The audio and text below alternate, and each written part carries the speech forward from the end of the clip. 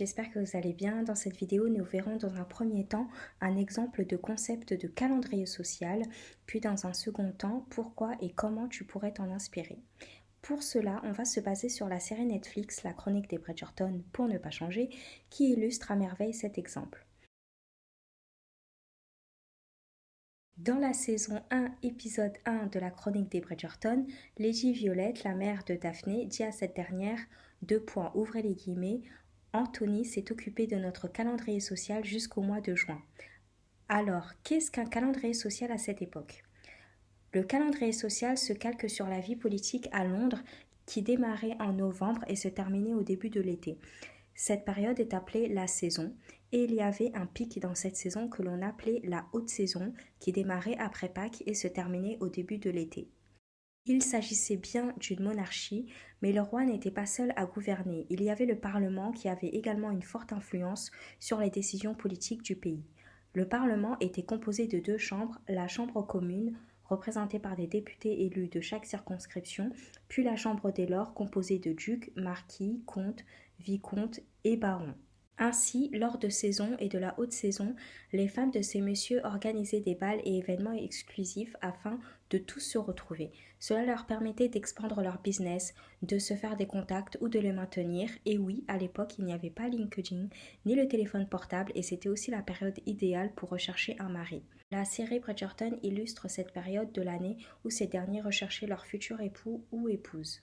Lorsque ces messieurs avaient un logement en ville et en campagne, ils repartaient dans leur maison en campagne à la fin de la haute saison pour éviter les grosses chaleurs et profiter de l'air frais. Ainsi, seuls les riches pouvaient se déplacer et donc tout le monde profitait de cette concentration de personnes aisées en un seul lieu, Londres, pour faire en sorte que leur intérêt converge à cette même période. C'est pour cela que l'entrée dans le monde de ces jeunes femmes de bonne famille se faisait peu de temps avant la saison. Il fallait annoncer leur disponibilité pour se marier. Je vous laisse en description le lien d'un article que j'ai trouvé sur le sujet pour plus d'informations si cela vous intéresse. Pourquoi sociabiliser ? On ne réussit jamais seul. Vous pouvez rencontrer une personne qui peut vous permettre d'évoluer professionnellement ou personnellement ou qui sera la solution à un obstacle que vous pourrez rencontrer. Par exemple, vous recherchez un travail, cette personne pourra vous faire une mise en relation, une recommandation vaut mieux que de postuler à une offre. Vous seriez qu'une personne de plus parmi tant d'autres. La recommandation est un gage de confiance.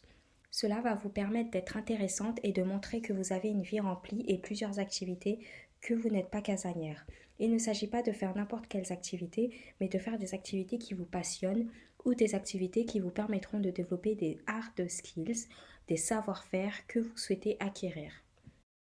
Développer votre sens du contact et de la communication, être moins introverti et être plus à l'aise socialement, et notamment dans des cercles où vous ne connaissez personne, cela va accroître votre confiance.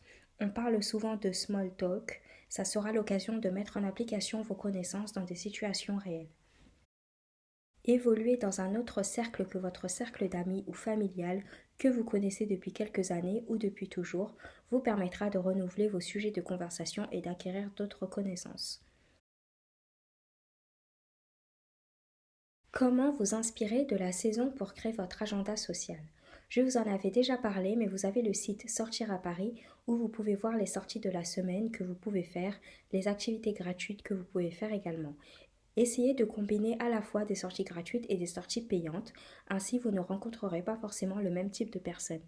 Si au début vous ne vous sentez pas à l'aise, vous pouvez proposer une sortie à une seule de vos amies, car le but est de faire d'autres rencontres et d'essayer d'alterner sortie en solitaire et sortie avec une amie.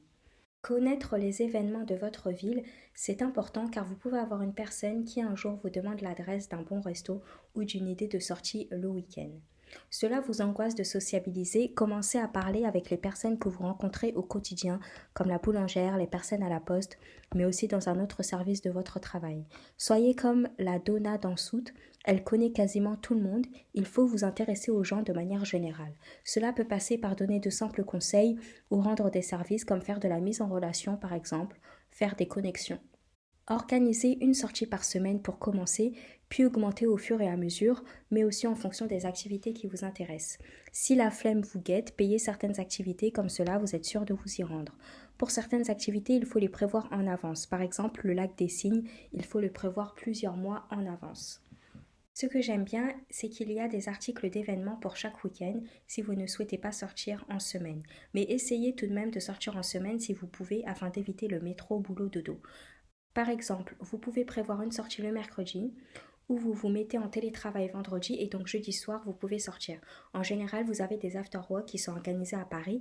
Il n'y a pas de jour fixe, cela dépend du lieu.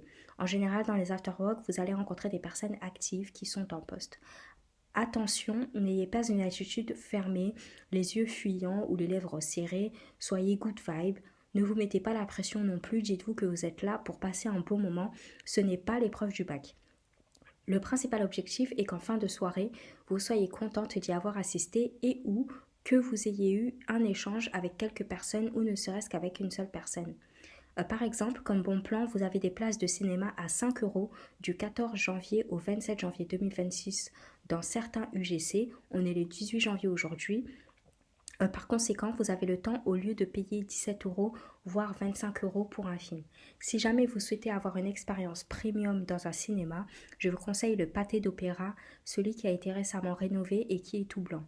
Vous avez une salle avec des fauteuils chauffants et une tablette en bois individuelle devant vous où vous pouvez poser vos confiseries et vos boissons. Par contre, c'est très cher, c'est 25 euros. Je ne conseille pas au quotidien, c'est vraiment pour aller voir le film, The Film, comme Dune 3, qui sort le 16 décembre 2026. Je vous mets le lien en description concernant cette offre-là. Il y a aussi l'institution Le Petit Bouillon. C'est un restaurant qui a ouvert récemment près de la gare d'Asnières-sur-Seine. Les prix sont abordables. Vous avez déjà le même restaurant dans plusieurs endroits à Paris, mais celui de la gare d'Asnières-sur-Seine a ouvert récemment. Vous pouvez également faire une petite croisière gratuite sur la Seine pour le jour de votre anniversaire. Je vous mets le lien vers le site dans la description car c'est sous certaines conditions.